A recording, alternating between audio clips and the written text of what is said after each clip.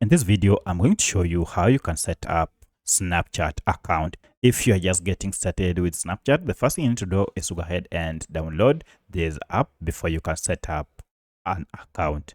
If this video helps, please like and subscribe to this channel. Alright, so once you have installed your app, go ahead and tap on Snapchat app. And from here, you can sign up using the sign up option here, or just click on continue with Google to create an account using your Google account. If you already have an account, then choose already have an account to log in here. So for my case, I'm new, so I'll just sign up using my Google account. I'll tap on continue with Google, choose your Google account that you want to use, and then tap on agree and share.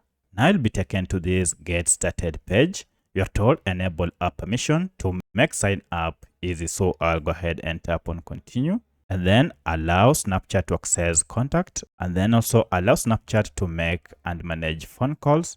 I'll tap on allow, and here set your date of birth. Now I'll go ahead and choose mine. I'll set it on that, and then agree and continue. Here you'll see your name. You can go ahead and change it, and for this, go ahead and choose the name you wish. So if I want to use this, Aminat with I, like that, and here we go, the name is available. I'll tap on continue, and finally we need to go ahead and set a password.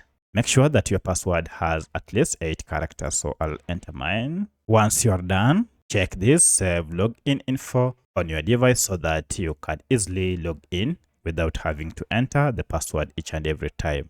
So for my case, I'm told due to repeated attempts or other suspicious activities, your access to Snapchat is temporarily disabled. Support code is here. I don't know why I'm getting this, because this is my first time attempt. So I'll have to try some other times. However, this was the second last step, because this was the third of the fourth. The last step is just to confirm, and then your profile will be active. You can now upload your images and start interacting with friends on Snapchat. So that's how you can set up a Snapchat account using the Snapchat app.